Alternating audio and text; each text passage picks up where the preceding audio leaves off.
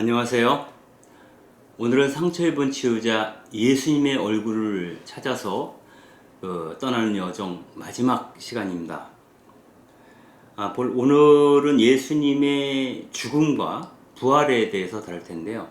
원래 계획은 지난번 강의에서 죽음까지 다루려고 했는데 죽음과 관련한 부분이 너무 양이 많습니다. 그래서 죽음과 부활을 묶어서 오늘 이 시간에 여러분과 같이 이야기를 해보려고 합니다. 제가 이번 강의를 쭉 준비하면서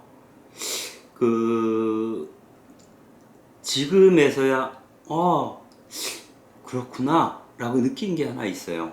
뭐냐면 오이겐 드레버만이라고 하는 예술을 그리는 사람들, 이 책을 쓴 사람이 주로 참고하고 있는 그림들이 한 거의 절반 정도가 독일 작가들이에요. 그리고 독일 작가들 가운데서도 나치하에서 전쟁에 반대하는 반전주의적인 입장을 취하던 화가들이 히틀러에 의해서 퇴폐 미술로 낙인 찍혀서 추방되었던 그런 작가들이 많습니다. 그래서 특별히 죽음과 관련해서도 전쟁, 반전주의적인 입장, 평화주의적인 입장, 무력한 자들을 편드는 예수, 등의 이러한 입장에서 주로 이 작가들이 그림을 그려왔던 것으로 파악이 됩니다.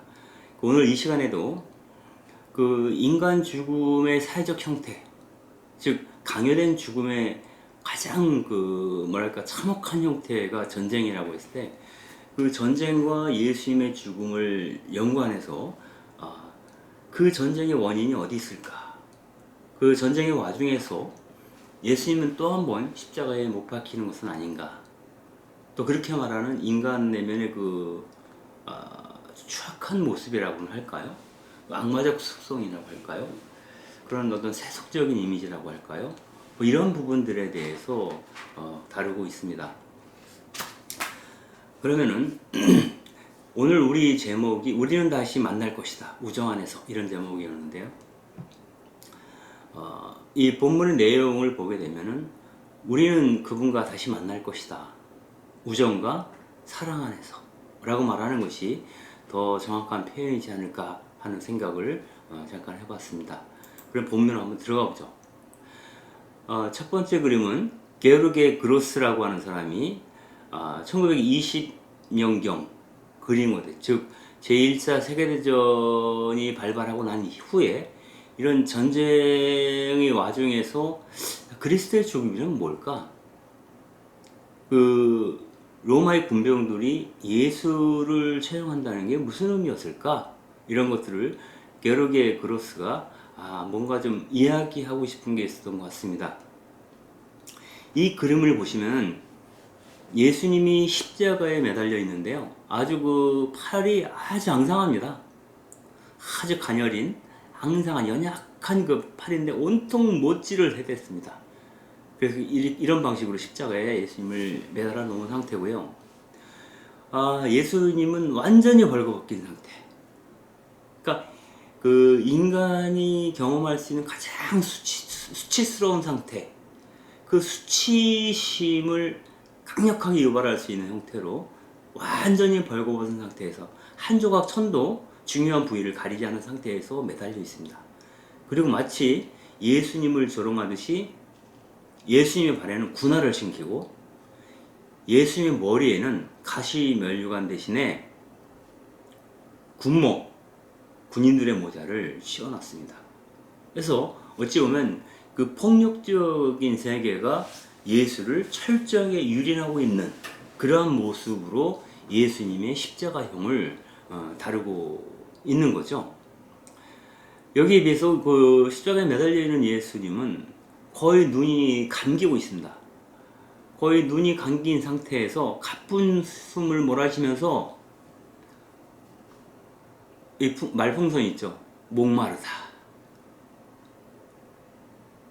너무 고통스럽고 목마르다.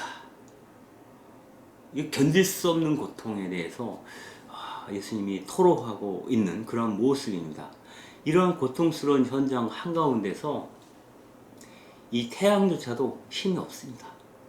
이 정오의 태양이 힘없이 빙글빙글 이 세상이 미친 듯이 돌아간다는 걸 뜻하는 것처럼 태양이 빙빙빙 도는 듯한 그런 모습으로 그림을 그리고 있습니다.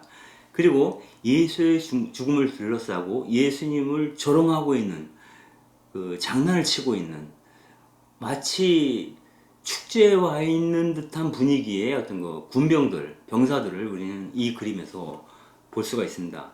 이를테면 이 장교 복장을 입은 사람과 다른 군병이겠죠. 사람이 예수님의 통옷을 찢고 있죠. 이것은 이제 예수의 옷을 제비뽑기로 나눠 가졌다라는 것을 반영하는 것이죠. 일종의 전리품이라고 볼 수 있습니다. 그 당시에 가난한 사람들은 유대야에서 겉옷밖에 입고 다니지 않았어요. 겉옷은 평상시에는 옷이지만 해가 지고 밤이 깊으면 춥거든요. 그때는 거의 담요처럼 겉옷을 덮고 잤던 것으로 알고 있습니다. 그래서 최소한의 자기의 어떤 육신을 보호할 수 있는 최소한의 조치가 겉옷이라고 할 수 있는데 그거를 홀딱 벗겨서 그걸 찢어서 재입복귀한 상태로 나눠 갖고 있는 모습 이런 것들을 볼 수가 있고요. 이 사람은 맥주병을 흔들면서 이 예수님이 목마르다라고 하는데 거기다 대고 맥주병을 흔들면서 주먹을 보이는 거죠. 그러면서 무슨 얘기를 하고 있습니다. 무슨 얘기를 하고 있느냐? 이 사람이죠. 주먹을 내지르면서 맥주병을 흔들고 고자야, 자 건배하자 이런 얘기를 합니다. 이러한 군인들의 입장에서 예수는 아주 나약한 겁쟁이로 보이는 거죠. 그래서 아주 별 볼 일 없는 겁쟁이를 조롱하는 모습을 보여주고 있습니다. 그리고 한 사람은 총검을 들고 맥주잔을 올리면서 뭐라고 하나 엉덩이를 한 대 맞아야겠는걸 이라고 얘기하고 있어. 엉덩이를 한 대 맞아야겠는걸 하고 얘기를 하고 있어요. 그리고 입에다 시가를 물고 예수님을 손가락질하면서 이 사람은 뭐라고 얘기를 하고 있냐면 저 울보 좀 보게 이렇게 얘기합니다. 그리고 이 사람은 창검으로 예수님의 옆구리를 찌르죠. 예수님의 고통을 주는 거죠. 예수님의 옆구리를 찌르면서 간질간질 간지럽지라고 이야기를 하고 있습니다. 즉 이들에게 한 인간의 죽음이라는 것은 하나의 조롱거리 아니면 장난거리에 지나지 않는 거죠. 이것은 인간의 고통 앞에서 어떤 공감하지 못하는 인간들, 즉 군대의 어떤 포악성, 인간성의 상실. 원래 전쟁을 위해서 훈련되어진 군대라고 하는 것은 죽음에 대해서 인간적 감정을 동원하게 되면 전쟁을 할 수 없겠죠. 그래서 어떤 인간성을 완전히 상실한 상태에서 이 죽어가는 한 인간을 조롱거리로 만들고 있다라는 것을 볼 수가 있겠습니다. 그 다음에 이 게르게가 그림 가운데 화집인 강도떼라는 화집의 7번째 그림으로 나와 있는 게 있습니다. 이것은 한 목사가 십자가 앞에서 이제 두 팔을 쫙 벌리고 있죠. 이 그림을 두고 게르게 그로스는 이렇게 얘기를 했습니다. 이 그림을 뜬구름 속에서 온유와 인내를 천둥처럼 뿜어내며 사랑의 신에게 사람들을 희생제물로 바친다. 누구 얘기입니까? 성직자들에 관한 얘기입니다. 늘 온유하여라, 인내하여라, 성령의 열매는 인내죠. 이런 얘기를 설교를 하지만 그 사랑의 신에게 사람들을 희생제물로 바치는 자가 바로 성직자다라고 얘기를 하고 있는 것입니다. 이 그림을 보면서 여러 가지 생각을 해볼 수 있는데요. 이 성직자가 밟고 있는 것이 이 군병들의 시체들입니다. 즉 많은 사람들이 전쟁에 내몰려서 싸우다가 죽임을 당한 거죠. 이 몰살당한 군인들을 밟고 성직자가 서서 하느님을 찬양하는 거죠. 여기서 쓰러져 죽은 군인들은 뭐 적병들이라고 볼 수 있겠죠. 그래서 승리를 기원하는 성직자, 승리를 기원하는 성직자, 그리고 우리의 적은 곧 그 하느님의 원수인 것처럼 설교하게 되는 거죠. 그래서 그 성직자들이 전쟁을 부추길 때는 그러한 전쟁을 규정해서 성전, 즉 거룩한 전쟁이라고 이야기를 하는 것이죠. 우리가 역사적으로 가장 대표적인 경우가 십자군 전쟁 같은 게 이제 그것에 해당하겠죠. 그 이 목사님이 그 목사 뒤로 십자가가 있습니다. 이 십자가. 이 십자가는 이 목사가 매달려 있는 십자가가 아닙니다. 목사는 십자가로부터 떨어져 있어요. 오히려 이 십자가는 이 쓰러져간 많은 그 군인들의 시신에 박혀 있는 십자가입니다. 즉, 이 군병들이 죽어 넘어갈 때 예수님도 똑같이 십자가에 매달려 신음하고 계셨다. 죽어가고 계셨다. 라는 것을 보여주는 거고요. 이러한 죽음과 상관없이 이러한 죽음을 오히려 하나님의 축복으로 가는 길이라고 설교하는 그러한 그 성직자들의 위선에 대해서 이야기를 하는 거죠. 괴테는 이를 두고 이렇게 얘기를 합니다. 네가 헛소리를 하거나 시를 쓴다고 생각지 말아라. 눈을 들어 나의 다른 모습을 보아라. 전체 교회 역사는 오류와 폭력의 난장판이었다. 우리가 초기 교회 시대를 거쳐서 콘스탄틴 이후에 제국교회가 되고 나서는 뭐 이단들과의 투쟁이 교회의 주 과업이었습니다. 그 후에는 뭐 이방 종교, 무슬림과의 투쟁, 이것을 굉장히 성전으로 선포하면서 싸워왔던 거죠. 그리고 그 다음에는 가장 최근에는 뭐 공산주의와의 투쟁. 그래서 그 전쟁을 그 하나님의 선을 이루기 위한 하나의 수단으로 공인한 그러한 것이 교회의 역사라고 볼 수도 있습니다. 그리고 이때에는 늘 이 교회가 국가 권력과 손을 잡고 위선적인 신앙으로 온갖 전쟁에 동참해 왔다는 것을 보여주는 것입니다.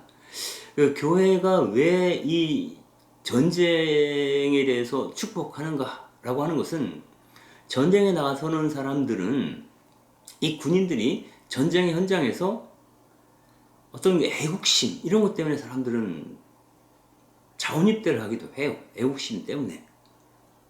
그러나 정작 적병을 만났을 때 몸으로 부딪히다 보면 과연 이 사람을 내가 죽여야 하는지, 내가 죽지 않기 위해서 총검을 휘두르기는 하나 양심의 가책을 느낄 수 있어요. 한 인간이 눈앞에서 죽인다는 것은 사실 참담한 모습이죠. 이때 이 군병들이 가질 수 있는 어떤 양심의 가책 이런 것들을 교회가 덜어준다는 거죠. 그래서 우리 한국 교회 같은 경우에 군종 제도가 있죠. 군종 제도. 뭐 군종 교구에서 하는 일이 뭐냐? 그것은 이 정신무장을 강화시킨다. 이런 얘기를 합니다. 그 정신무장을 강화시킨다는 게 뭡니까? 이른바 일제시대에 그 황군의 무은장구를 빌면서 우리 교회가 시국미사를 드렸죠. 그때 그런 얘기를 하는 겁니다. 순교의 정신으로 보국하라. 순교의 정신으로 참전하라. 이런 거거든요. 그러니까 네가 지금 하는 그 전쟁은 거룩한 전쟁이라는 거고, 그 전쟁으로 인해 전쟁에 나갔다가 죽더라도 그것은 순교와 다를 바 없다. 그러므로 마음 놓고 전쟁에 나가서 용맹정진 투쟁하라 라고 독려하는 그러한 교회의 모습을 우리는 생각해 볼 수가 있습니다. 이러한 교회를 그로스는 강도떼라고 말하고 싶은 것 같아요. 타인의 죽음을 담보로 내 이득을 취하는 거죠. 누가? 기득권층이죠. 전쟁을 부추기는 자들, 전쟁의 결과를 전리품을 노획하는, 독차지하는 자들, 그로 인해서 기득권을 유지시킬 수 있는 자들. 한국 사회 같은 경우는 이른바 분단 세력들이 그런 거죠. 분단의 열매를 따먹고자 하는 자들이 전쟁을 부추기죠.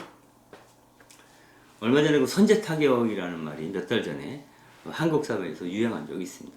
이러한 것들이 이른바 강도떼들이랑 할 수 있는 그런 말이라고 볼 수 있죠. 전시이든 평시이든 모든 죽음에 대해서 우리는 숙연해져야 되고 진지하게 그것을 사고할 필요가 있겠다라는 생각을 해볼 수가 있겠습니다. 이 게르그 그로스가 그린 이 그림은 십자가에 달린 예수님이 방독면을 쓰고 있어요. 이게 1차 세계대전이나 2차 세계대전 때 나타났던 그 확전 이런 것들을 연상시키죠.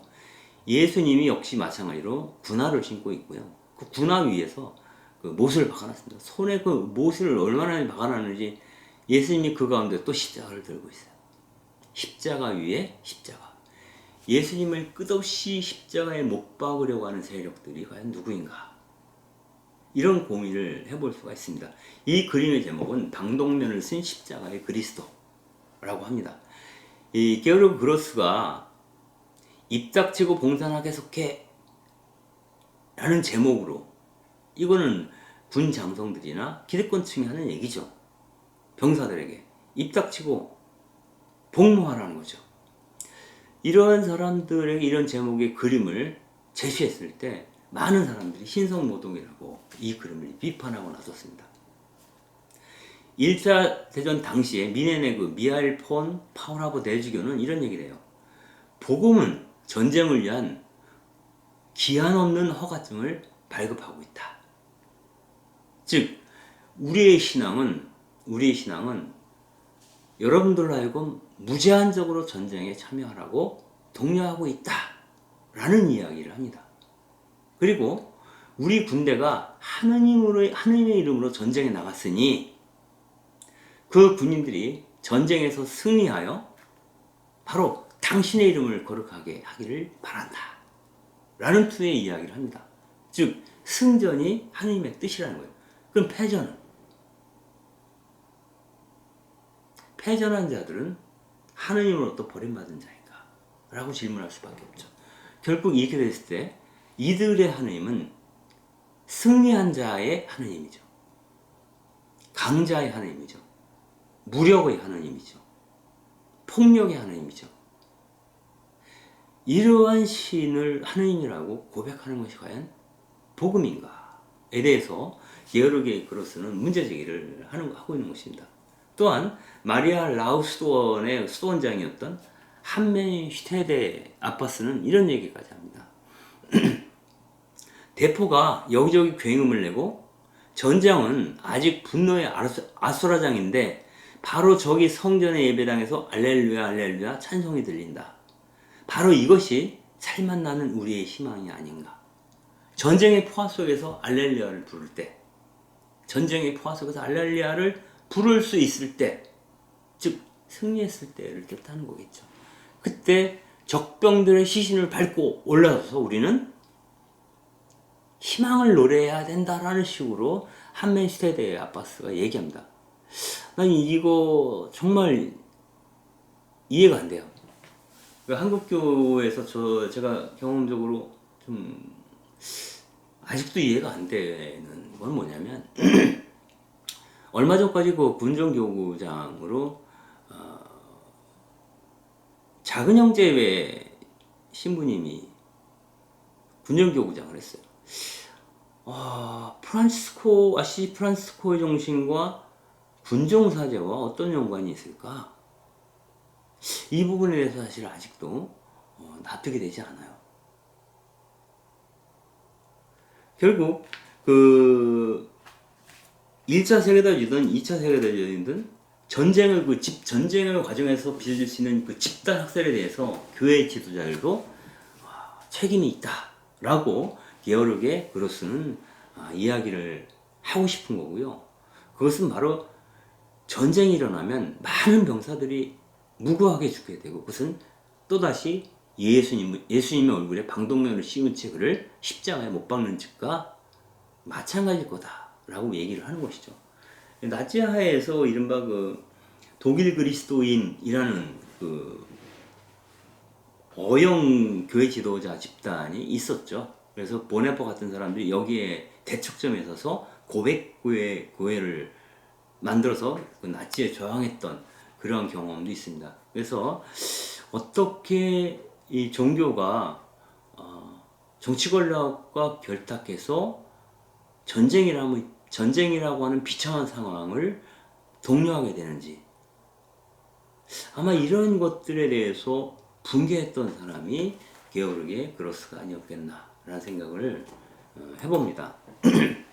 이 그림 다시 나오는데요. 아까 말씀드렸듯이 시체로 넘쳐난 전쟁의 한복판에서 갈기갈기 찢긴 한 군인의 시체 위에 이 성직자가 두 팔을 벌리고 마치 자기가 십자가를 진 것처럼 설교를 하고 있죠.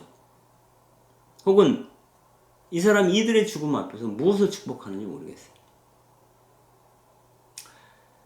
어쩌면 이 성직자는 뒤에서는 그렇게 생각하고 있는지도 모르겠어요. 죽은 자들에게는 너무 미안하지만 세상 일이 다 그런 거야. 누군가 죽어 넘어가야 누군가 승리의 잔을 넘치도록 마실 수 있지 않겠나? 그리고 그 승리의 잔이 주님의 영광을 노래하는 것이라면 이거는 뭐 어쩔 수 없는 일이야 라고 얘기하고 싶어 하는 것 같아요. 그 뒤로 창백한 태양이 비틀거리면서 떠오르고 있어요. 원래 태양이라는 것은 하느님의 자비를 보통 상징합니다. 그래서 하느님의 자비가 위태롭다라고 하는 얘기가 되겠죠. 그리고 그 뒤로 나무 십자가가 나타나는데 이 나무 십자가는 피를 철철 흘리고 있어요. 피를 철철 흘리고 있죠.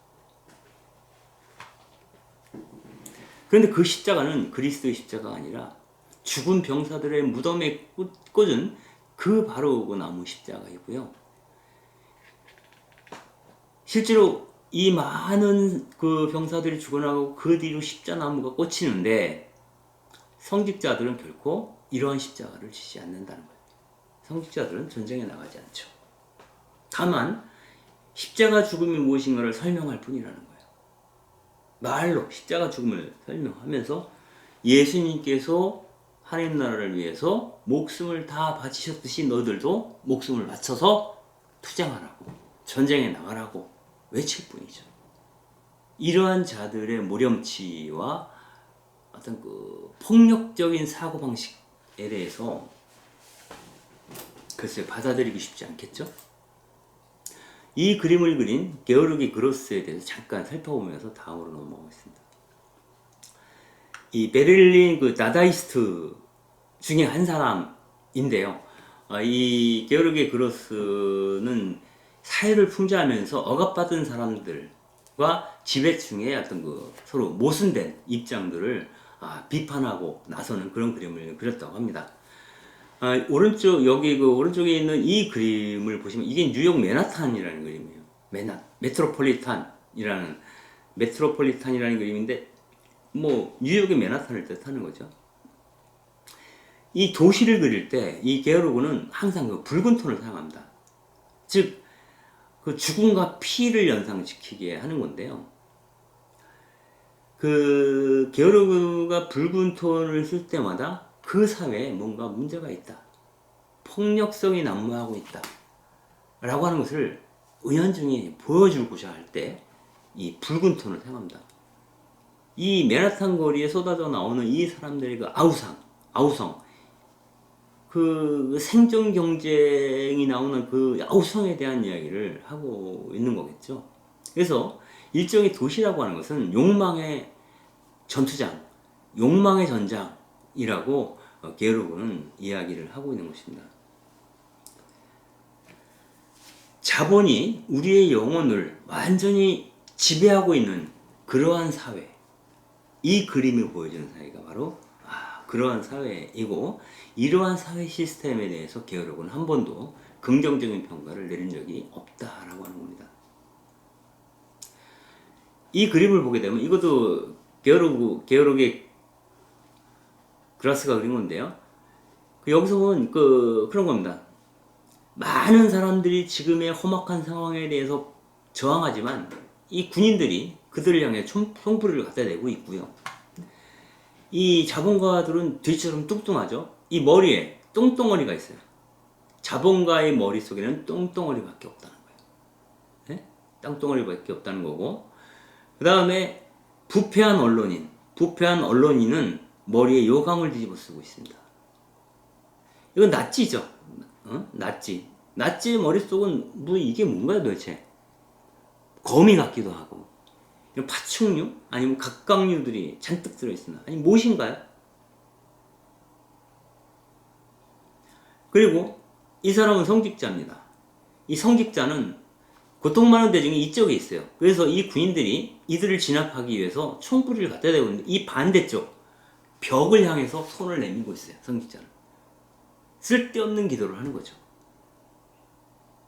지금 벌어지고 있는 이 상황에서 흉음이 난무하는, 불길한 소식이 난무하는, 특별히 가난하고 무력한 자들에게 불길한 소식이 난무하는 이 상황에서 벽에다 대고 기도하고 있어요. 성직자들은 현실과 동떨어진 상관없는 기도에 몰두하는 이 성직자들에 대해 비판하는 것이죠. 사실은 자본과 언론과 국가, 종교는 또 군대는 인민들의 삶을 보장하고 그들을 지키기 위해서, 그들을 하나님 나라로 선도하기 위해서 존재하는, 즉 사회를 지탱해주는 자들이라고 공식적으로 이야기되어지는 사람들이죠. 이들에게 도움의 손길을 내미는 사람들에게 이 엘리트들은 총칼을 들이대는 거죠. 이 그림이 1920년대에만 통할런지 아니면 지금도 역시 통하고 있는지 잘 모르겠어요. 요강을 뒤집어 쓴 이 언론인, 지금 우리는 우리 한국 언론을 갖다 기레기라고 많이 부르지 않습니까? 그리고 지금의 어떤 국가 권력, 이 국가 권력의 머릿속에 뭐가 들어있는지 모르겠어요. 이 덤불만 잔뜩 들어있는 거 아닐지도 몰라요. 누구는 두부가 들어있다고 하는데, 아무튼 이 자본가들의 머릿속에는 이 그림에는 똥덩어리만 들어있다는 거. 그리고 이 성직자는 코가 새빨갑니다. 귓볼까지 빨개요. 거의 술 취한 사람 같은, 술 취한 취객 같은 성직자가 정신없이 벽을 바라보면서 기도를 하고 있어요. 하느님 백성과는 전혀 상관없이 살아가는 성직자에 대한 이야기를 하고 있는 겁니다. 이 그림은 그라스가 그린 에케호모라는 그림입니다. 이것은 에케호모란 말은 이 사람을 보라 이런 거죠. 빌라도가 예수님을 군중들에게 군중 앞으로 내어밀면서 이 사람을 보라 하고 얘기를 했죠. 근데 여기 이 그림에 나오는 군중들은 이 노동 현장으로 가고 있는 사람들입니다. 그래서 이 사람들은 건강하고 강인한 사람들이지만 힘 있는 자들에게 의해서 항상 이용당하고 착취당하는 사람들이다 라고 그로서는 얘기를 하고 있는데요. 우리 사회에서 유일하게 잔머리를 굴리지 않고 눈빛이 살아있는 이 사람들은 불로소득과 약탈을 추구하는 권력자의 모습과 대비된다. 바로 권력자들의 모습은 이 모습이죠. 이런 추악한 모습에 대비되는 건강한 노동자들의 모습에 대해서 그로스가 그림으로 보여주고 있습니다. 이 사람들의 그림은 붉은색 톤이 아니라 드로잉으로 담백하게 처리합니다. 이 사람들이 있기 때문에 그나마 이 사회가 완전히 해체되지 않고 근근히 이 사회가 버티고 있는 것이다. 그러므로 이 사람들을 보라. 이 사람들에게 주목하라. 사실 복음서 안에서 예수님의 주목한 사람들이기도 하죠. 여러분이 알다시피 예수님의 제자들은 스스로 몸을 부려 일해서 먹고 사는 어부들이었죠. 세리며 창녀라고 볼 수도 있겠죠. 그 사회의 그 바닥을 이루고 있는 사람들이 그 사회를 근근히 지탱하고 있는 것이다 라고 보는 거고요. 그들의 어떤 그 땀과 노동 위에서 무의도식하는 자들이 바로 이 사람들이죠. 자본가와 성직자와 언론인. 이들이 낳는 추악한 모습들에 대해서 신랄하게 비판을 하고 있는 것입니다. 그 다음에 지금 이제 예수님의 죽음과 관련해서 무엇이 그들을 죽음으로 내몰고 있는가를 보여주고자 하는 것 같아요. 이 플랑드르의 오토딕스가 그린 플랑드르, 이것도 거의 비슷한 시기입니다. 앞선 그림들하고, 즉 제1차 세계대전 직후에 그린 거죠. 그 전쟁에 참여했던 오토딕스, 직접 전쟁의 군인으로 참여를 했었어요. 이 당시에 오토딕스는. 그리고 나서 그 전쟁의 참혹함을 그림으로 그리는데, 이 그림은 특별히 끔찍합니다. 사실 앞서 말씀드린 것처럼 전쟁은 끝없이 예수님을 십자가로 내몰고 있다라는 문제의식이라고 볼 수도 있습니다. 여기서 보시면 하늘이 핏빛으로 물들어 있어요. 오른쪽 하늘은 창백한 하늘입니다. 이 나무 그루터기들 있지 않습니까? 이 나무 그루터기들이 마치 그 죽은 그 병사들의 시체의 그 뼈대처럼 앙상합니다. 그리고 이 멀리 떠 있는 이 달은 창백한 얼굴로 이 시신들을 비추고 있어요. 여기 그 코수염이 있는 그 철문을 푹 눌러쓰는 병사가 보이시죠? 이 병사 옆에 누가 손을 이렇게 기대고 누워있는 아이가 있습니다. 소년병 같아요. 이 소년병이 포화로 인해 죽은 이 늙은 병사에 기대고 있습니다. 마치 이것은 그 사람이라기보다는 하나의 그 진흙더미 같은 느낌이에요. 진흙더미 같은 느낌. 그리고 이 오른쪽에는 생사를 알 수 없는 어떤 한 병사가 몸을 웅크리고 누워있어요. 몸을 웅크리고. 만약 살아있다면 피칠갑이 된 상태로 벌벌벌 떨고 있겠죠.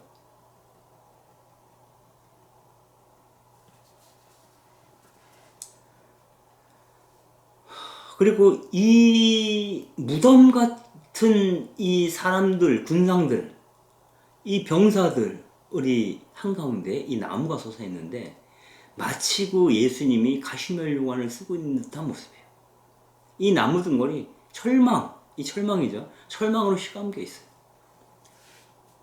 예수님이 철망으로 휘감긴 채 이 참혹한 모습 한가운데 함께 고통받고 계시다라는 뜻이기도 한 것 같아요.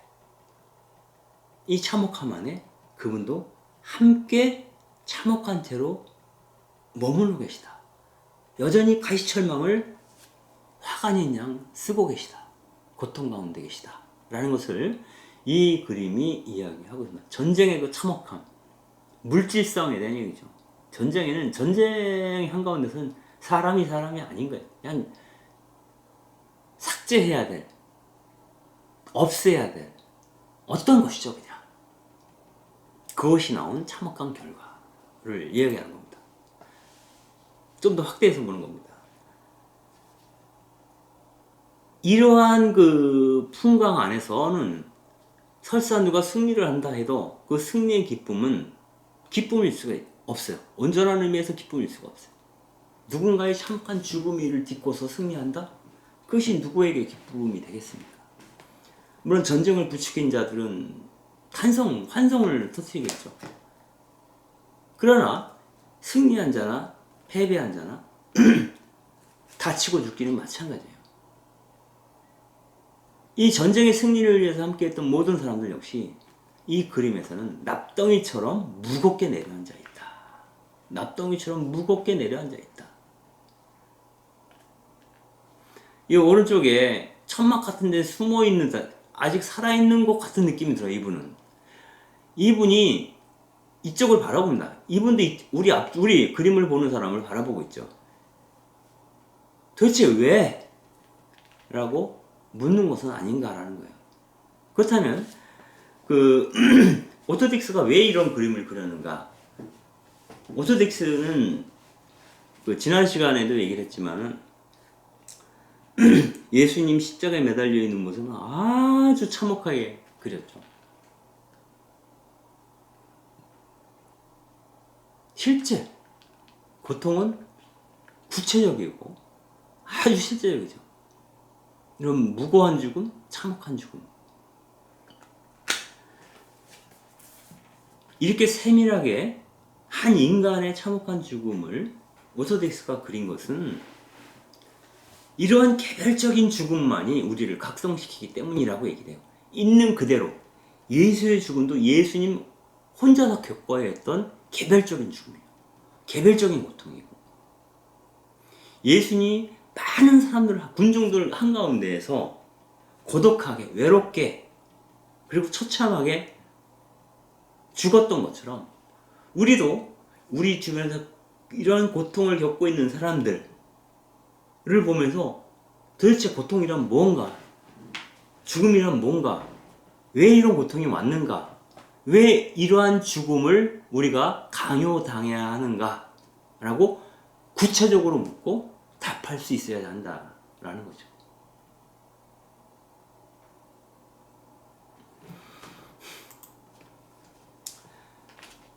이들처럼 예수님은 죽임을 당하셨죠. 한스 홀바인이 1521년에 그린 그리스도의 시신, 정확히 그리스도의 시체라는 작품입니다. 통상적으로 많은 화가들이 예수님의 순환과 죽음에 대해서 그림을 많이 그리는데요. 그 십자가에 달려있는 예수님이든 십자가에서 내리실 때의 모습을 보면 루벤스의 그림처럼 뭐 당당하거나 아주 우아하거나 혹은 죽어서도 그 비범한 거룩함을 잃어버리지 않는 거룩한 그 비범함을 잃지 않는 그러한 모습의 예수님을 그리곤 했어요. 예수님은 고통을 받더라도 죽더라도 하느님이시기 때문에 그렇게 그렸던 거죠. 그러나 한스 홀바인은 예수님에게서 보여질 수 있는 아름다움을 다 삭제하고 있는 그대로 한 사람의 죽음을 묘사하고 있습니다. 이 사람은 빌라도로부터 사형 선고가 내려지고 나서 군병들에게 넘겨져서 모진 매질을 당하죠. 그래서 이미 십자가 가로대를 들고 골고타로 가기 전에 피를 너무 많이 흘렸어요. 몸이 만신창이가 됐겠죠. 온몸이 다 멍들고. 그래서 예수님은 십자가에 달린 지 몇 시간 지나지 않아서 돌아가십니다. 그 마르코복음에 따르면 오전 9시경에 십자가에 못 박았다고 하고요. 오후 3시에 돌아가셨다고 그래요. 그러면 얼추 한 6시간 정도 십자가 위에서 버티다가 돌아가신 거죠. 절명하신 거죠. 보통 그렇게 매질을 당하지 않았다면 보통 하루나 이틀 정도 견디는 것이 통례였다고 그래요. 그러나 예수님은 너무 많은 피를 이미 흘렸기 때문에 바로 돌아가시게 되죠. 이때 매맞고 멍든 그 참혹한 예수의 시신을 한스 홀바인이 그린 겁니다. 이 얼굴을 보세요. 시퍼렇죠. 부패하기 시작하는 것처럼. 이 손가락 끝, 여기 그 못을 박았던 자리 시퍼렇게 멍들었죠. 발, 옆구리. 이 몸의 체형을 보세요. 얼마나 피쉬용 마르었습니까? 이 바짝 마른, 아마도 몸집도 왜소했을 것 같은 왜소한 몸집의 바싹 마른 이 예수의 시신이 죽어서 평평한 평상 위에 누워 있습니다. 그러나 얼핏 보면 아직 이분의 온기가 남아있는 듯해요. 온몸은 붓고 온몸은 멍들었지만 이 예수님은 죽어서도 눈을 크게 뜨고 하늘을 응시하고 있어요. 아니면 넋을 놓고 있는 것일까요? 물론 시신이지만 눈을 뜨고 있습니다. 입을 벌리고 있습니다. 아직 할 말이 있다는 것일까요? 아직 보아야 할 것이 있다는 뜻일까요? 만약에 이러한 모습을 예수님의 제자들과 측근들이 이런 예수님의 시신을 직접 봤다면 이분이 부활했을 거라고 믿을 수가 없었을 것 같다 라고 그 오이겐 드레버만은 얘기합니다. 만약 제자들이 이러한 모습의 예수의 시신을 본다면 이분의 부활을 기대하지 않았을 거라. 예수님 동공이 열려 있죠. 입도 벌리고 있습니다.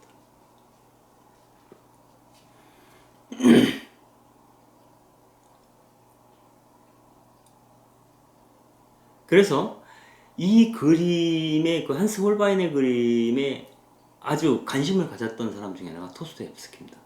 토스토옙스키는 홀바인의 이 그림을 굉장히 좋아했다기보다는 아꼈다고 하는데요. 토스토옙스키가 백치라고 하는 소설에서 이 그림에 대해서 얘기하는 장면이 나옵니다. 그 주인공의 이름을 통해서 이렇게 말합니다. 이 그림에는 단 한 사람도 나타나 있지 않지만 죽은 그리스도를 둘러싸고 있었던 추종자들은 그들의 희망과 믿음이 일시에 분쇄된 그날 저녁 슬픔과 혼란을 겪었음에 틀림없다. 이들은 아주 지독한 공포 속에서 흩어졌을 것이다. 만약 이 스승이 처형전야에 자신의 모습을 미리, 자신의 시신의 모습이죠. 자신의 모습을 미리 그려볼 수만 있었다면 선뜻 십자가에 올라가 죽으려고 했을까? 라는 말을 해요.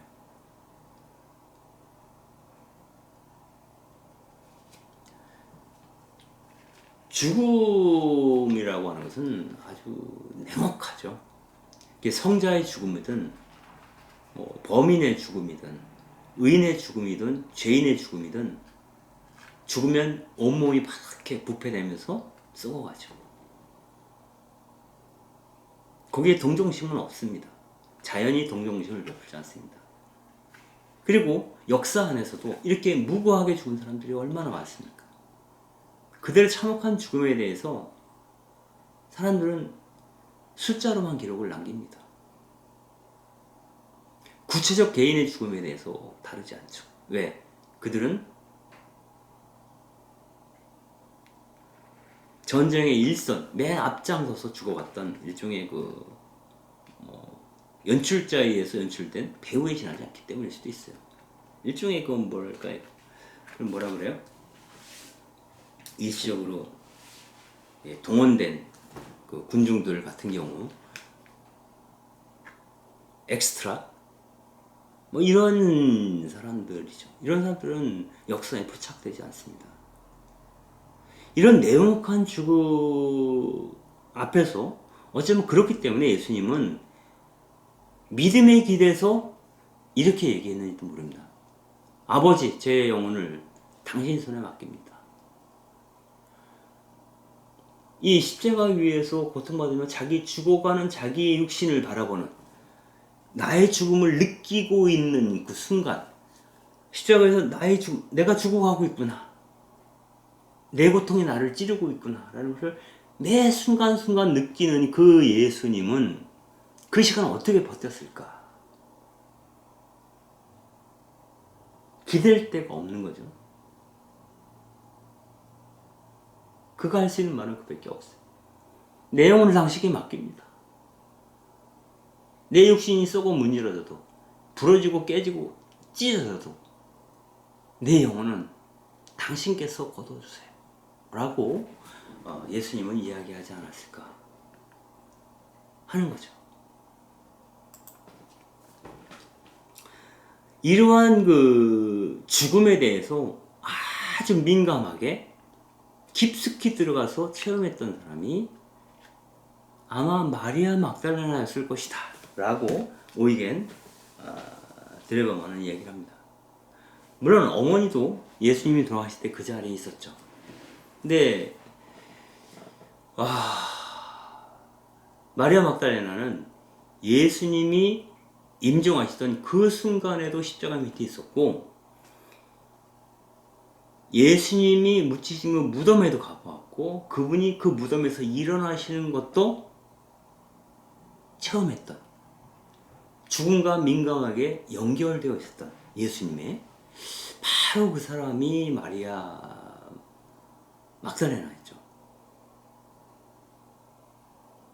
이 죽음 앞에서 이 냉혹한 자연이 진행하는 이 프로세스를 두고 그것에 대고 우리의 인간적인 사랑, 내가 이 사람은 내가 얼마나 사랑했는데, 그이가 얼마나 나에게 다정한 사람이었는데 라고 하는 말은 던져봐야 의미가 없다는 거야.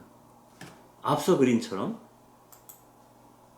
인간은 죽으면 참혹하게 부패되는 거죠.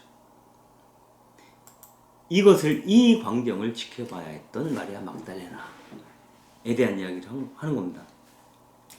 마리아 막달레나라고 하면 사실 여러 가지로 얘기돼요. 뭐 창녀였다는 얘기도 있고, 뭐 향유를 부은 여인이라는 말도 있고, 또 일곱 마귀에 사로잡힌 여자라는 얘기도 있고, 여러 가지 얘기가 있는데, 실제로 그 복음서에서 구체적으로 막달라 마리아에 대한 정보라고 제공하고 있는 것은 단 한 구절밖에 없습니다. 그것은 곧 루카복음 8장 2절에 악령과 병에 시달리다 낫게 된 몇몇 여자도 그들과 함께 있었는데 그들 가운데 일곱 마귀가 떨어져 나간 막달레나라고 하는 마리아가 있었다라고 얘기를 합니다. 일곱 마귀가 떨어져 나간 막달라, 마귀가 들러붙었다면 막달레나가 온전한 정신으로 살 수 없었다는 거예요. 그동안 마귀가 내 안에 들끓고 마귀가 나를 조종하고 나를 괴롭히고 나를 어디론가 끌고 갔다는 거죠. 그러나 예수님을 만나고 나서 마귀가 사라진 겁니다. 내가 온전한 정신이 돌아온 겁니다. 즉 내가 누구인지 내가 알게 된 겁니다. 내가 누구라고 알게 되었을까요? 나 같은 사람도 하느님께서 사랑하시는 당신 백성, 당신의 자녀임을 알게 된 거겠죠. 그리고 그 하느님은 어느 누구도 포기하지 않는다는 것을 알고 있겠죠. 그분은 내가 태어나기 전부터 나를 갈망해 오신 분이라는 것을 알았겠죠. 일종의 것은 자존감의 회복일 수도 있어요. 아, 나는 인간이야. 그리고 내 안에 그분이 머무시지. 라고 하는 각성이겠죠.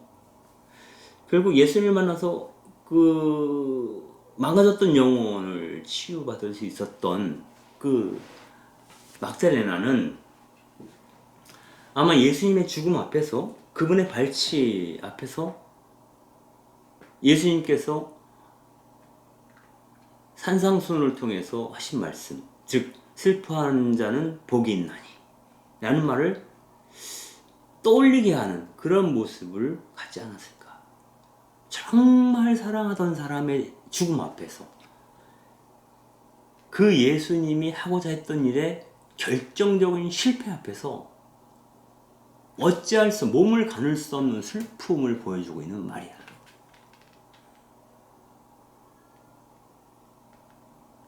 어쩌면 이 마리아는 예수님이 죽음으로 인해서 내 영혼도 같이 무너졌다라고 그렇게 여겼는지도 모르겠어요. 한번 보세요. 이 마리아의 그 얼굴, 이 팔끝,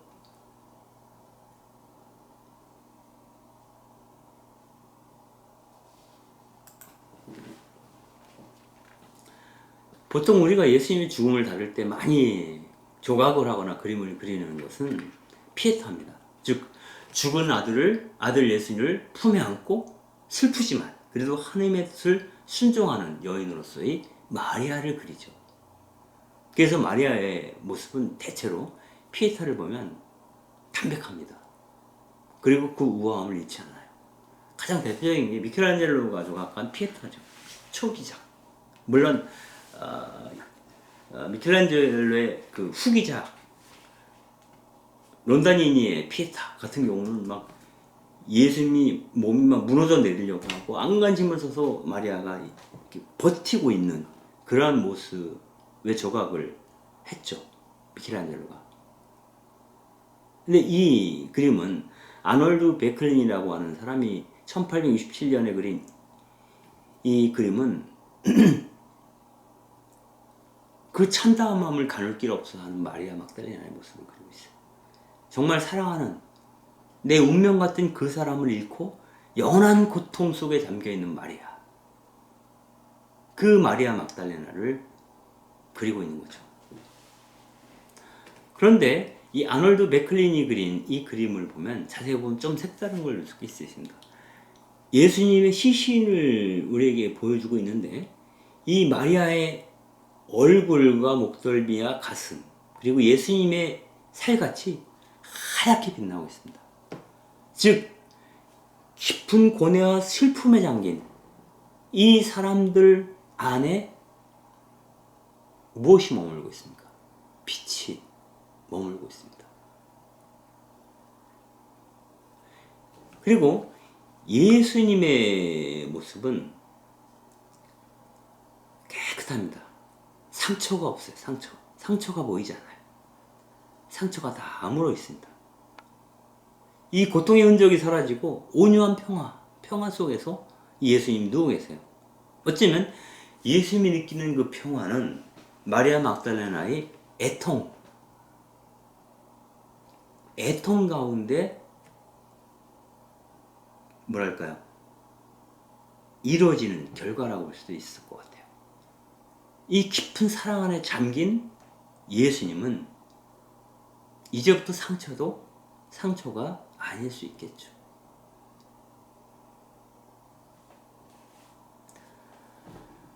이때 그 마리아 막달레나는 그렇게 생각하는 것이죠. 예전에는 사랑으로 그분께 헌신했다면 이제 걱정으로 그분에 대한 애통함으로 그분께 헌신해야 되는 헌신하고자 하는 그러한 모습이라고 볼 수 있습니다. 그래서 그 마리아 막달레나의 그 검정색 베일이 예수님의 그 하체를 이렇게 덮고 있습니다.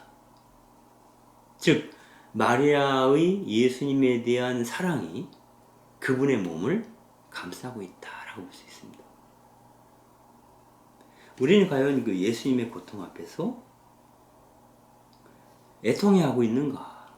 그리고 그분의 시신을 내 몸으로 덮어주고 있는가?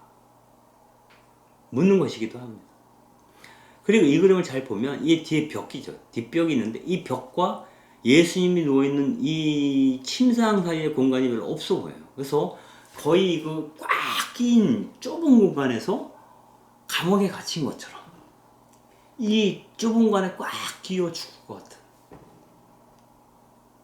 그런 모습을 이 그림이 보여주고 있어요.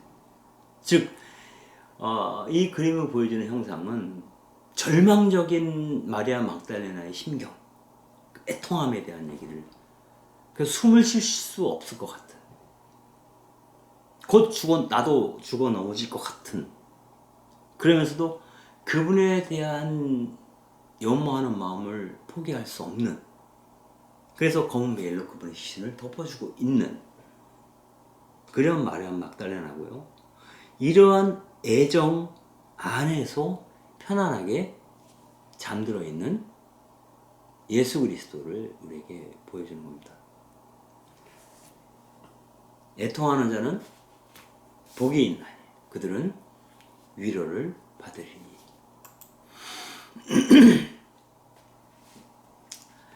이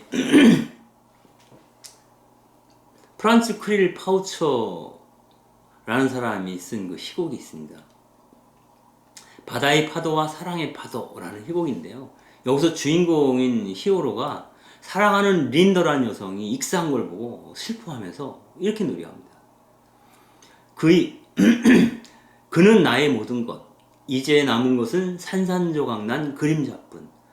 그의 입김은 바람처럼, 그의 눈은 태양처럼, 그의 몸은 솟아오르는 자연의 힘이었는데 그의 생명은 당신 것, 또한 나의 것, 우주의 생명이었던 것을 우리가 그를 죽게 했으니 그와 우리도 함께 죽었네. 정말 누군가를 사랑한다면 그가 죽을 때 나도 죽었다라고 느끼는 거죠. 그래서 현대신학자들은 그런 얘기를 하는 거죠. 계속 예수님이 아빠라고 불렀던 그 아버지가 아들 예수를 얼마나 사랑했겠어요. 그러므로 아들 예수 그리스도가 십자가에 못 박혀 돌아가실 때 아빠이신 그 하나님께서도 함께 십자가에 못 박혀 돌아가셨다 라고 현대신학자들은 얘기를 하죠. 특히 몰트만의 십자가의 신학에서 이런 얘기를 합니다.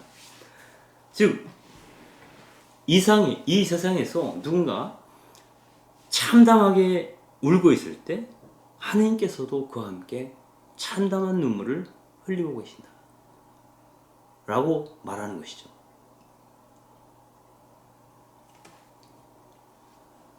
어쩌면 이 마리아 막달레나의 애통함 속에 하느님의 슬픔이 담겨 있는지도 모르겠습니다. 이번엔 반 오스트 샤넨이 그린 그림을 조금 보겠습니다. 예수님 죽음 이후에 이제 부활에 대한 이야기를 하려고 하는 겁니다. 빈무덤 사건. 그 반 오스트 샤넨은 마리아 막달레나를 예수를 정말 사랑했던 사람, 바로 그러한 연인으로 이야기를 하고 싶은 것 같아요. 이 그림 보시면 반 오스트 샤넨이 그린 겁니다. 당시에 그 귀부인의 모습이죠. 귀부인의 모습인데 이 여인이 눈물을 흘리고 있어요. 예수님의 죽음 앞에서. 사랑이라고 하는 것은 내가 사랑을 주고 있는 그 사람을 나에게 유일한 존재, 대체할 수 없는 그 누구로 만든다는 겁니다. 그리고 내가 천국에 들어가려면 그 사람을 거쳐 들어가야 된다고 생각합니다. 내가 누군가를 너무 사랑해요. 그 사람은 나의 천국이에요, 사실. 천국으로 들어가는 문이기도 하고, 그 사람은 그 사람 자체가 천국이기도 하죠. 그런 사랑을 하게 되면 처음으로 내가 누군지, 또 내가 왜 살고 있는지 이유를 발견하게 돼요. 네가 아니라면 나는 세상을 살 이유가 없어. 죄송합니다. 너 때문에 살고 있어, 내가. 너 없이는 살 수가 없어. 내 인생의 의미를 깨닫게 하는 것은 사랑이라는 겁니다. 그러니까 정말 사랑을 하게 되면 그 사랑 안에서 힘적인 힘을 느끼기도 하고 그 사랑을 통해서 하나님을 만나기도 한다. 즉 내가 누군가를 사랑할 때 그 사람은 천국으로 가는 문이 된다는 것은 곧 하나님을 만나러 가는 길목이 되기도 한다. 왜? 하나님 자신이 사랑 그 자체이시기 때문에. 내가 사랑을 경험하지 못하는 한 나는 하나님을 알아볼 도리가 없다는 얘기를 하는 거죠. 그러나 내가 누군가를 사랑한다는 것이 집착으로 바뀔 때 나는 그 사람의 조종을 받게 돼요. 즉 내가 사랑하는 대상을 우상화하게 되면 그 사람이 내 자유를 빼앗고 나의 헌신을 복종으로 둔갑시킨다는 겁니다. 그래서 누군가를 사랑한다고 해서 그 사람에게 완전히 엎어지는 게 아닙니다. 고요한 나의 길을 걸으며 그분을 염호하는 거죠. 그분이 바라던 말을 행하는 거죠. 그분이 사랑하던 사람들을 내가 함께 사랑하는 거죠.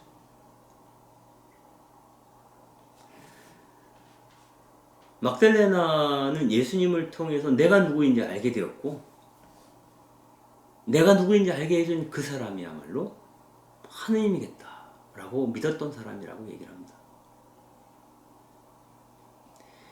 예수님은 막달레나로 하여금 예수님 당신 자신을 통해서 하느님을 투명하게 보도록 도와준 사람입니다.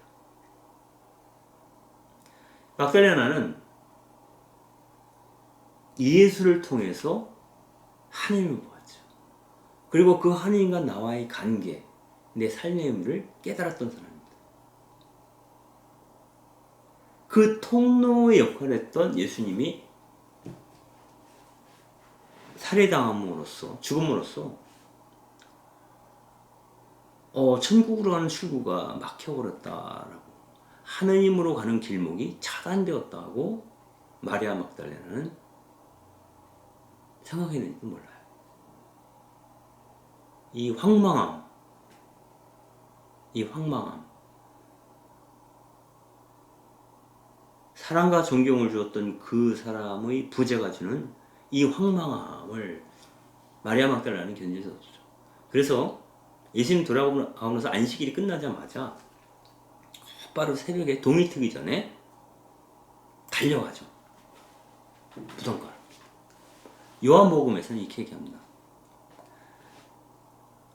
가보니까 무덤이 비어 있어요. 너무너무 놀랐죠. 비록 시신일지라도 그분 곁에 있고 싶었던 거죠. 그분을 그냥 떠나보낼 수 없었기 때문에. 막달라는 그 사랑이 너무 사무쳤기 때문에.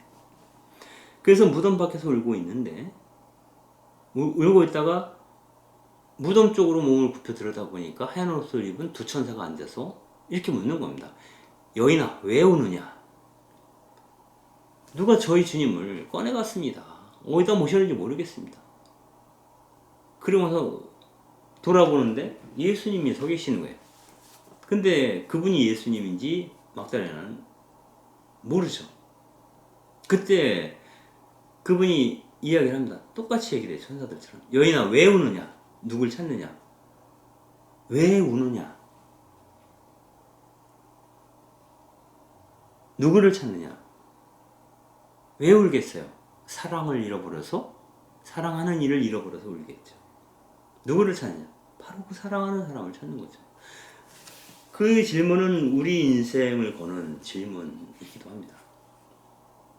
여러분들의 삶은, 또의 나의 삶은 어쩌면 그 사랑하는 이를 찾고자 하는 것이 인생의 의미일 수도 있어요. 아니면 그 사랑 자체를 알고 싶은 것이 도대체 사랑이란 게 뭔데? 그게 뭐지? 곧 하나님은 누구신지 묻는 질문과 같습니다. 사랑이 무엇입니까? 그것은 곧 하나님은 누구십니까? 라고 묻는 것과 같죠. 마리아는 그분을 정원지기로 생각을 했죠. 처음에. 이 그림에서 삽을 들고 있지 않습니까? 선생님께서 그분을 옮겨가셨으면 어디서 모셨는지 제게 말씀해 주세요. 제가 모셔가겠습니다. 이렇게 얘기를 합니다. 그때 예수님께서 마리아야 라고 막달라나의 이름을 불러주죠. 그때 비로소 양들은 자기 목자의 음성을 알아듣는다고 이야기를 하지 않습니까? 그제서야 그분이 그분임을 알아차리고 라쁘니, 선생님이라고 부르죠. 근데 여기서 또 하나 중요한 장면이 나옵니다. 예수님이 이렇게 얘기를 해요. 내가 아직 아버지께 올라가지 않았으니 나를 더 이상 붙들지 마라. 내 형제들에게 가서 나는 내 아버지이며 너희의 아버지이신 분, 내 하느님이시며 너희의 하느님이신 분께 올라간다고 전해라. 이렇게 얘기합니다. 막달라 여자 마리아가 예수님을 너무너무 사모하지만 그렇다고 예수님을 잡고 있으면 안 되는 거예요. 예수님이 그런 거죠. 어떻게 보면 여기까지 하고 너는 너희 일을 하라는 거예요. 나는 아버지의 곁으로 간다라는 거고요. 그래서 그 마리아 막달레나가 부활하신 예수님 안에 함몰되는 것을 예수님은 저지하시는 것이라고 볼 수도 있습니다. 막달레나는 자신의 고요한 길을 걸어서 하나님께로 가는 거죠. 그 길을 열어주신 분이 예수님이죠. 그러자 마리아 막달레나는 제자들한테 가서 제가 주님을 보았습니다. 이렇게 얘기합니다. 여러분은 그분을 보았습니까? 어떻게 마리아 막달레나는 그분을 보았을까요? 그분을 너무나 사랑한 나머지 그분을 보았던 거죠. 그분은 이미 죽고 없지만 내가 그를 너무나 사랑한 나머지 그를 내 안에 여전히 현존케 했던 거죠. 결국 관건은 예수님께서 베드로에게 물었던 그 질문에 달려 있습니다. 베드로, 시몬, 너는 날 사랑하느냐? 한 3번이나 물어보시죠. 베드로에게는 너는 나를 사랑하느냐라고 물어요. 3번이나. 좀 조금 미심쩍어서 물어보는 것일 수도 있겠죠. 아니면 확언을 해도, 그러니까 뭐랄까요, 확인하고 싶은 거죠. 아니면 다짐을 두고 싶었던 거겠죠. 넌 날 사랑하냐? 근데 마리아 막달레나에게는 넌 나를 믿느냐? 너는 나를 사랑하느냐? 이런 질문은 없습니다. 어느 복음서에도.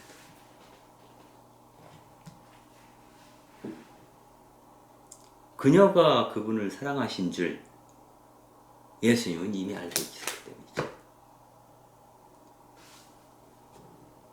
묻지 않아도 마리아 막달레나는 예수님을 사랑하고 있었고, 이미 그대도 알고 나도 알고 있는 사실이라는 거죠. 물을 필요가 없죠. 여기서 그 마리아 막달레나의 모습이 귀 부이는 모습을 하고 있고, 무릎 꿇듯이 기도하는 모습으로 이렇게 앉았는데, 거룩함, 마리아 막달레나의 어떤 성성, 거룩함, 이것이 이제 귀 부인의 옷으로 상징되었다라고 볼 수도 있어요. 고귀한, 거룩한 여인으로서의 마리아 막달레나라고 볼 수가 있겠습니다. 그리고 그 당시 전통에 따라서 마리아 막달레나가 향유를 부은 여인이라는 이야기가 있으니 향유 그림이 항상 그 막달레나 그림에는 따라옵니다. 실제로 향유를 누가 보는지 확인되지는 않아요. 그리고 예수님은 삽을 들고 있죠. 푸른 옷을 입고 삽을 들고 있습니다. 그리고 이 여인을 축복하죠. 이마에 무슨 기름 부음을 주시는 것 같은 모습이에요. 예수님과 이 여인은 충분히 연결되어 있다라고 볼 수 있겠습니다. 결국 이 장면은 뭐냐면, 여러분 보세요. 이 동산이에요. 그리고 예수님은 동산지기로 나타납니다. 그것은 아담과 하와를 창조했던 창조의 첫날, 낙원에 있던 에덴 동산에 있던 그 모습을 이 그림이 환기시키죠. 즉 바로 예수님이 돌아가시고 사흘날에 부활하심으로써 비로소 예수님의 무덤이 열리고, 모든 죽은 자들의 무덤이 열리고 새로운 생명이 시작되었다는 것. 죽음이 우리의 마지막 말이 아니고, 우리의 마지막 말은 그분께서 주시는 생명이다 라는 것을 보여주는 그림입니다. 그래서 예수 그분을 죽인 자들은 결국 죽겠지만, 그들이 죽인 예수는 결국 부활하신다라는 겁니다. 즉 사랑 안에 머문 자들은 죽임을 당하더라도 영원히 죽지 아니하리니, 뭐 이렇게 표현할 수도 있겠죠. 부활과 관련해서 렘브란트 그림을 오이겐 드레버만은 연속적으로 보여주고 있습니다. 막판에 그 엠마오로 가는 길이라는 일종의 스케치, 사파 뭐 이런 식으로 간략하게 그려놓은 그 스케치가 있습니다. 렘브란트에 예수님과 이 일행이 서로 이렇게 이야기를 나누고 있죠. 여기서 이런 질문을 해볼 수 있습니다. 예수는 어떤 꿈을 꾸고 있었고, 그 꿈을 실현하기 위해서 제자들을 모았고 그들과 함께 뭔가 했죠. 그러나 그것이 성전 세력과 회당을 중심으로 하는 기득권층의 반대와 질시와 모함, 이런 것들로 인해서 결국 실패하고 그분은 십자가에 매달려 처형됩니다. 그의 모든 가업은 예수님의 죽음으로 인해서 실패된 것처럼 보입니다. 그리고 가야파 일가는, 한나스와 가야파 일가는 결국 예수를 죽임으로써 승리했죠. 군병들은 예수님을 십자가에 매달아 조롱하며 죽였죠. 아마 우리가 살고 있는 우리의 현실이, 우리 시대가 선한 자는 힘이 없고 악한 자가 득세하는 시대다라고 하는 생각을 해볼 수도 있습니다. 파렴치한들이 마음껏 설치고 다닐 수 있는 시대를 우리가 지금도 경험하고 있지 않습니까? 그런 험악한, 그런 부조리한 세상에서 우리가 어떻게 그런 그 파렴치한 인간들하고 같이 더 살아갈 수 있을까? 이렇게 질문을 던질 수 있습니다. 우리들의 모든 노력이 수포로 돌아간 듯한 느낌이 들 때, 그러한 절망감 속에서 그분과 함께라면 뭔가 해볼 수 있겠다고 믿었는데 그분조차 죽고 없을 때 과연 우리는 어떻게 살아갈까? 아마 그것이 제자들이 예수님 죽음 위에 겪었던 고민이었을 것 같아요. 요한복음에서는 이때 엠마오로 가는 제자들 이야기를 합니다. 엠마오로 가는 길에서 어떤 사람이 그 일행에 끼어들죠. 그 스승의 죽음 이후에 낙심한, 마음을 잃어버린, 절망한, 좌절한 그 제자들이 걷고 있는데 그분이 이들의 동행이 되어주신다는 거죠. 엠마오로 가는 길은 그 뜻입니다. 절망적인 상황에서 우리들의 동행이 되어주시는 분, 누군가 우리와 함께 걷고 있다라고 느끼는 것, 그걸 생생하게 느낀다면 그것은 예수님이 내 안에 현존하는 것이고 나와 동행하는 것이고 그분은 부활하신 그분이겠죠. 이때 그 길에서 이들이 여러 가지 얘기를 나누는데요. 그런 얘기를 합니다. 스승의 실패에 대한 얘기를 하죠. 이 제자들이. 그때 예수님은 그리스도는 그러한 고난을 겪고서 자기의 영광 속으로 들어가야 하는 것이 아니냐라고 묻습니다. 즉 이사야서에 나오는 종의 노래를 끄집어내신 거죠.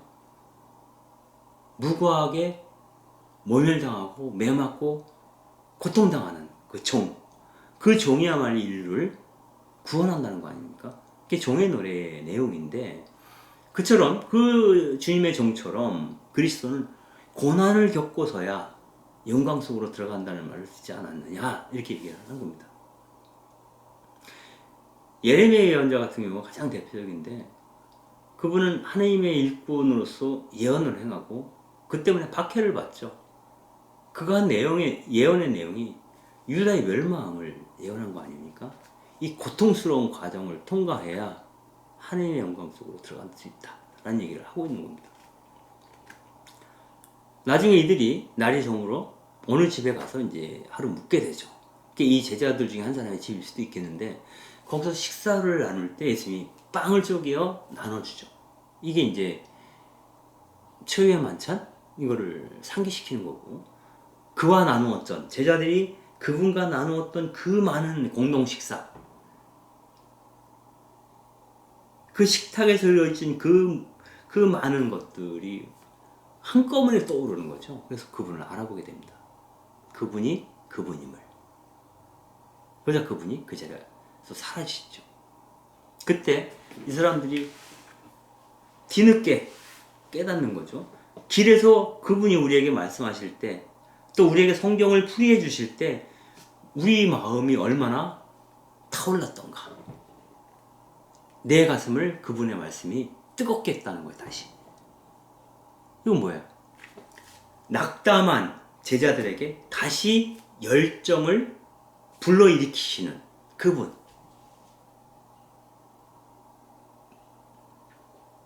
절망적인 상황에서 희망을 갖고 다시 움직이기 시작할 때 그분은 우리 안에서 부활하신다는 거죠.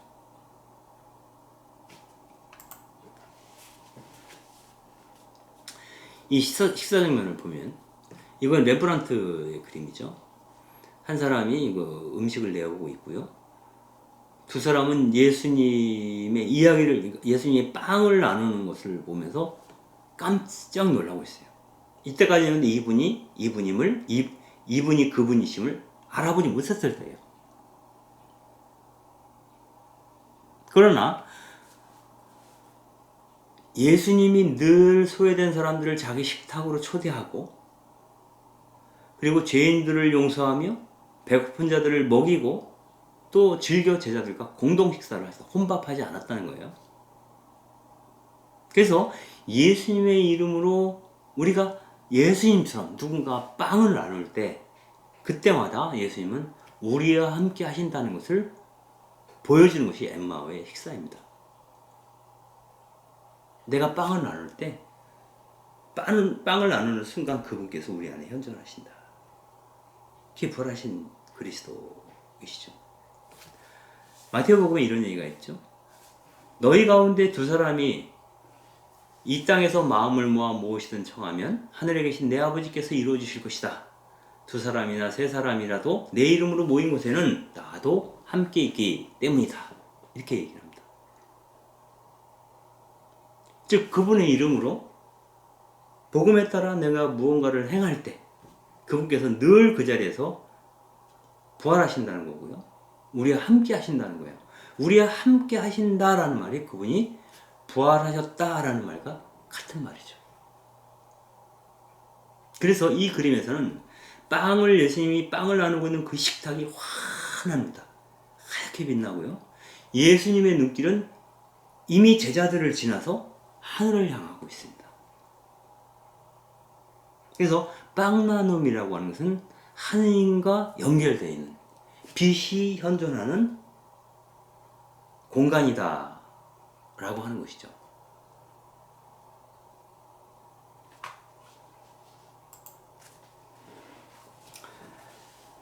이 그림은 렘브란트가 그린 그 부활하신 그리스도입니다. 과연 우리가 부활하신 그리스도를 어떻게 경험할 수 있을까에 대한 답을 주고 있는 것 같아요.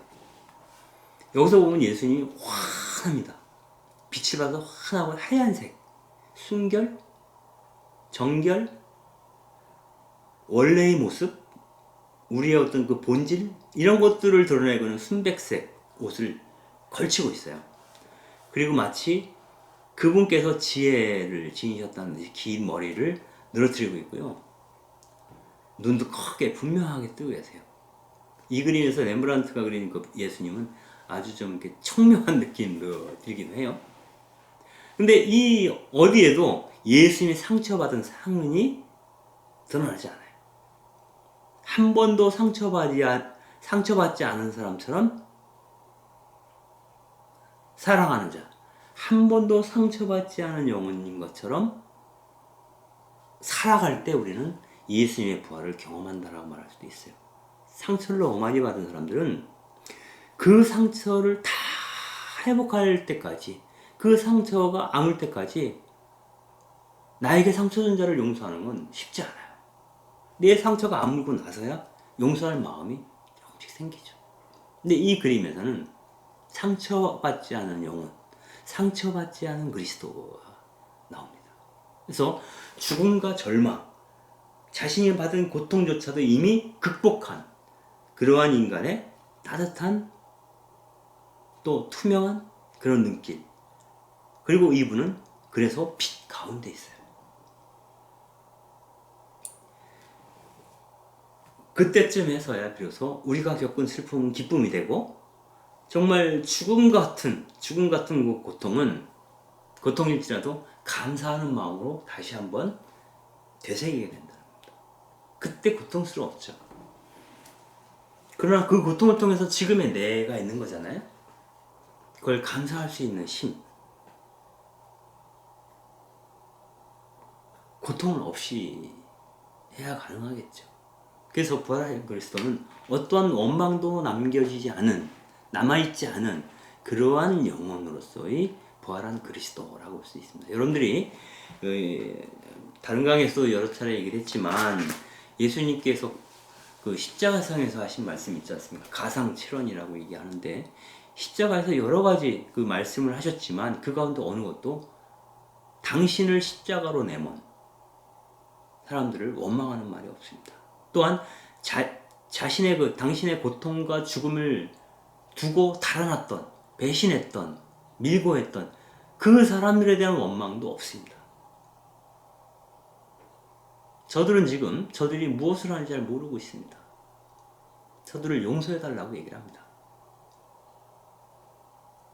그것이 죽음과 절망을 이미 극복한 그런 인간의 언어죠. 바로 그러한 언어를 입에 담을 수 있는 사람이 부활한다면 바로 이런 모습일 거다라고 렘브란트는 이야기하고 싶은 건지 모르겠습니다. 그리고 승천에 대해서 마지막으로 다룰 텐데요. 고대 사회에서는 뭐 거룩한 인간은 모두 승천한다라고 믿는 관행이 있습니다. 신화적으로. 이를테면 이집트의 통치자들 파라오가 되겠죠. 죽으면 승천해서 태양신 오른편에 앉아있을 거다 이렇게 믿었습니다. 그리고 로마 역사가였던 리비우스는 그 로물루스라고 하는 사람을 다루면서 이렇게 얘기합니다. 로물루스는 베스타 신전의 레아, 실비아와 전쟁신인 마르스, 그러니까 인간인 여성과 신전에 있던 레아 실비아라는 여성과 전쟁신인 마르스가 결합해서 로물루스라고 하는 사람이 태어나는데, 이 로물루스는 쌍둥이였죠. 근데 그 쌍둥이 중 하나인 레무스를 살해하고 혼자서 통치자가 됩니다. 그래서 로마라는 도시를 세우게 되죠. 이 로물루스는 폭력과 약탈과 강간과 살상과 점령의 상징입니다. 즉 분대와 폭력성을 통해서, 정복을 통해서 권력을 한 손에 거머쥐었던 그 형제마다 죽이고, 그러한 자가 세운 도시가 로마이죠. 그런데 그가 죽자 그를 신으로 환호하던 병사들 앞에서 그가 천둥번개가 치는 동안 하늘로 올라갔다 이렇게 얘기를 합니다. 누가? 로마 역사가 리비우스가. 그래서 고대 사회에서 위대한 인물들은 죽음이 끝이 아니라 하늘로 승천한다고 믿는 거죠. 그 뜻이 그러한 고대 사회에서 고대에 쓰여진 그 복음서에서도 예수 그리스도는, 즉 사람의 아들은 죽어서 하나님의 오른편에 앉아 계시는 것으로 묘사됩니다. 이를테면 스테파노 아시죠? 최초의 순교자 스테파노는 그 유다인들에 의해서 돌에 맞아 죽기 전에 이렇게 얘기합니다. 보십시오, 하늘이 열려 있고 사람의 아들이 하나님의 오른쪽에 서 계신 것이 보입니다. 이렇게 얘기합니다. 스테파노의 고백이에요. 예수 그리스도가 하나님 오른편에 앉아 계신 것이 보인다는 거죠. 즉 예수님은 승천하셨다라고 하는 것을 간접적으로 얘기를 합니다.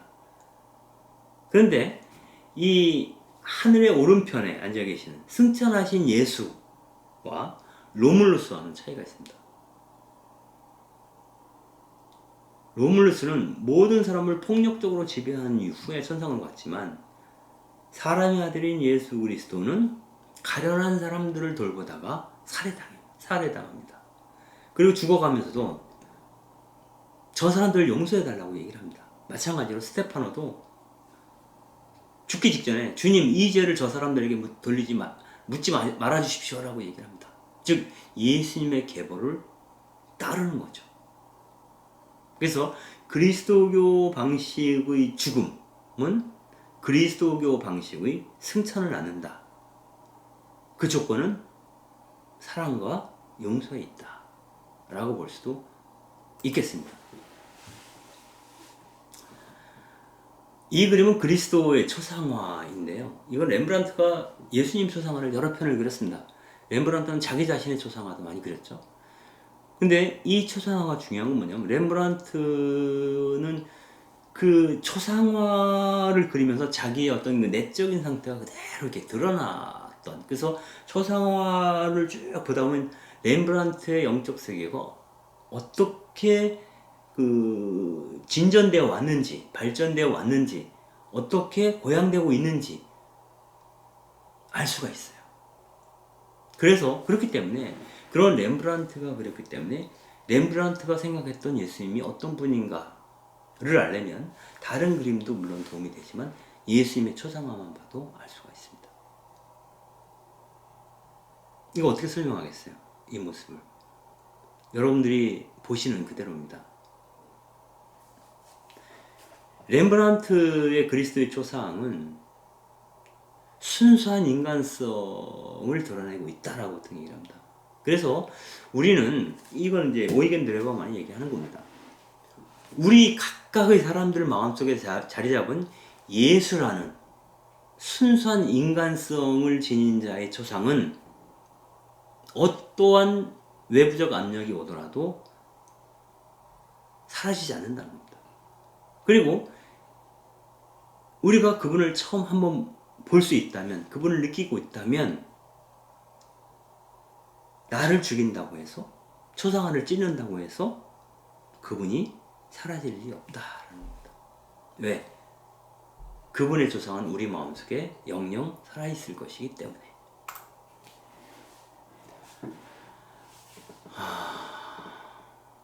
그럼 그분은 어떤 분이실까? 이 그림 역시 렘브란트의 초상화입니다. 아주 특별하죠. 부활한 이 예수님은 정말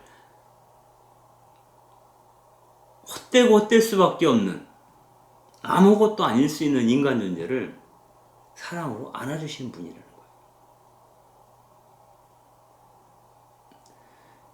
마치 예수님께서 죽고 하느님에게 온전하게 수납되었듯이, 받아들여졌듯이 우리 인간도 죽음을 통해서 끝장나는 것이 아니라 하느님 손에 거두어지는 존재다. 하느님 손에 거두어질 만한 존재다라는 것을 우리는 예수의 죽음과 부활과 승천을 통해서 알 수 있게 된다라고 드라이버만은 이야기를 합니다. 즉 우리의 삶이 헛된 것이 아니다. 또한 마찬가지로 우리의 죽음 역시 헛된 것일 수 없다. 왜? 그분처럼 죽고 부활하고 우리 역시 승천할 것이기 때문에. 어떤 의미에서. 그리고 이 모든 것을 가능케 하는 동력은 단 하나죠. 사랑입니다. 아가서에서는 이렇게 얘기를 합니다. 도장을 새기듯 임의 마음에 나를 새기세요. 사랑은 죽음처럼 강한 것, 사랑의 시샘은 저승처럼 잔혹한 것. 사랑은 타오르는 불길, 아무도 못 끄는 거센 불길입니다. 바닷물도 그 사랑의 불길을 끄지 못하고 강물도 그 불길을 잡지 못합니다. 이걸 읽자마자 우리는 마리아 막달레나를 자꾸 떠올리게 돼요. 도스토옙스키도 마찬가지 심정이었다고 여러 차례 고백을 하고 있는데요. 이분을 어찌 사랑하지 않을 수 있을까? 이분을 한 번 본 사람이 어찌 이분을 마음에 두지 않을 수 있을까? 묻는 것이죠. 예전에 그 루이제 린저가 쓴 미리암이라는 소설이 있습니다. 미리암, 마리아의 그 아람어 이름이죠. 거기서 미리암, 마리아 막달레나를 뜻해요. 이 마리아 막달레나가 처음 그 예수님을 만났을 때 묘사가 있어요. 그가 손짓을 하는 순간 나는 그에게로 갔다는 거예요. 그것은 그가 내게 던진 낚싯바늘이었고 나는 평생 그 낚싯바늘에서 헤어나올 수 없었다. 이런 얘기를 합니다. 마리아 막달레나가. 루이제 린저가 쓴 미리암이라는 소설에서. 그리고 한 번 그를 본 자는 그를 미워할 수 있을지언정 그를 잊어버릴 수는 없다. 미워할 수는 있지만 그에 대한 인상을 잊을 수는 없을 거다. 이것도 미리암에 나오는 이야기입니다. 아마 이런 마음을 우리는 마리아 막달레나를 통해서 읽는 것 같아요. 그래서 우리가 그리스도인이 된다는 것은 예수님을 따르는 삶을 살겠다.